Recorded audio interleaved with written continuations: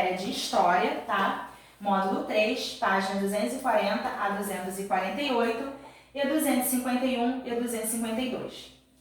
O lugar onde eu moro tem história.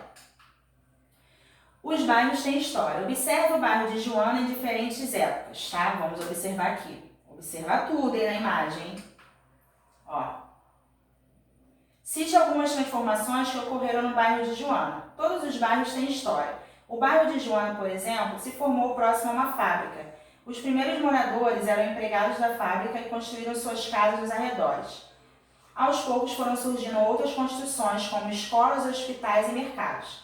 Ao longo do tempo, o bairro foi crescendo mais e ganhou asfalto nas ruas, iluminação elétrica e entre outras melhorias. A história do meu bairro. O que você sabe sobre a história do seu bairro? Existem várias maneiras de reconhecermos a história do nosso bairro. Visitar um museu, conversar com pessoas mais velhas, observar fotografias antigas, pesquisar na internet, né? Conhecendo os patrimônios do meu bairro. No seu bairro existe alguma construção considerada patrimônio cultural? Atividades. Realize uma pesquisa sobre a história do seu bairro. Siga as orientações abaixo. Converse com seus pais, avós, tios ou alguma pessoa que conheça a história do seu bairro. Peça a um adulto que pesquise o tema com você na internet. Procure fotografias antigas do seu bairro e, se possível, visite alguma construção antiga da região que chame sua atenção. Depois, registre no caderno as informações que você encontrar e compartilhe com os colegas, tá? Vamos fazer, gente, essa pesquisa aqui, tá? Da forma que vocês conseguirem, tá legal? E vocês mostrem para a tia Bruna no dia da nossa aula online. Número 2. Com base na sua pesquisa, desenhe como você imagina que era seu bairro quando ele surgiu. Vamos desenhar aqui, tá legal? 3. Leia o texto a seguir. Não faz muito tempo uma onça rondava as trilhas do morro.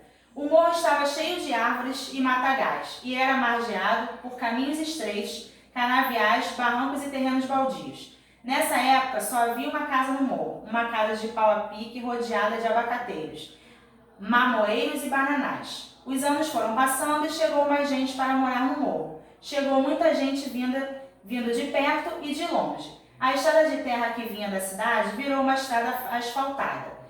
E mais gente chegou. O morro virou um bairro.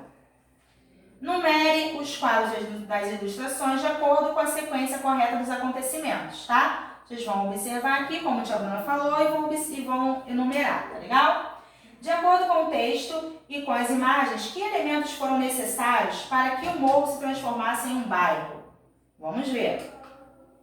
Os bairros no passado, muitos elementos que vemos nos dias atuais, nos bairros não existiam no passado. A energia elétrica, por exemplo, né, que só chegou em 1900, tá? Antes disso, as ruas não tinham iluminação ou eram iluminadas com lampiões. A maioria dos bairros também não possuía serviço de água encanada. Os moradores geralmente retiravam água dos poços ou de chafariz públicos, tá? Porém, nessa época já existiam nos bairros alguns locais para lazer, como praças, parques, teatros, quadras de esporte e bibliotecas. Observe a fotografia abaixo que retrata um bairro da cidade de São Paulo em 1910. Aqui, ó, estabelecimentos comerciais, construções residenciais, cocheiros, trilhos para os bondes, vendedores ambulantes e ruas com paralelepípedo. Observe a imagem, o que mais chamou sua atenção nesse bairro. Converse com os colegas sobre isso, tá? Chafarizes, construções com bicas para distribuição de água. O cotidiano de um bairro no passado. Cerca de 100 anos atrás, o dia a dia nos bairros era bastante diferente da atualidade. Observe algumas situações aqui, ó. Os automóveis eram raros, tá? E bastante caros nessa época, tá bom? Muitas pessoas dependiam dos serviços dos cocheiros para se locomover pelos bairros. Aqui, ó, as ruas eram de terra ou de pedras, chamadas paralelepípedos, tá legal? A iluminação dos bairros eram feitas por lampiões acendidos manualmente. Compare o cotidiano de um bairro no passado com o cotidiano de um bairro que atualmente você frequenta, tá? E veja qual a diferença. Atividades. Leia o relato a seguir sobre o bairro Higienópolis, na cidade de São Paulo. Em 1900, começaram a circular os bondes movidos à eletricidade e várias ruas foram abertas. Em 1902, a rua Sergipe foi a primeira a ser calçada com paralelepípedos. Nessa época, não havia comércio em Higienópolis, sendo um bairro residencial.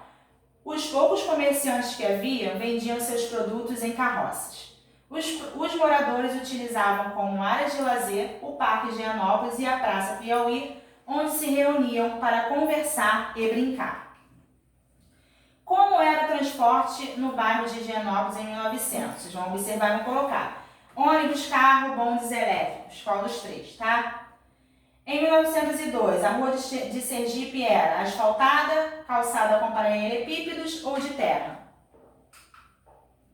Quais eram os locais de lazer do bairro Higienópolis nessa época? Vamos colocar aqui. Desenhe o bairro Higienópolis conforme descrito no texto, tá? Vamos olhar lá o texto e vamos desenhar ele aqui. No seu bairro existem locais de lazer? Se afirmativo, diga quais são os locais.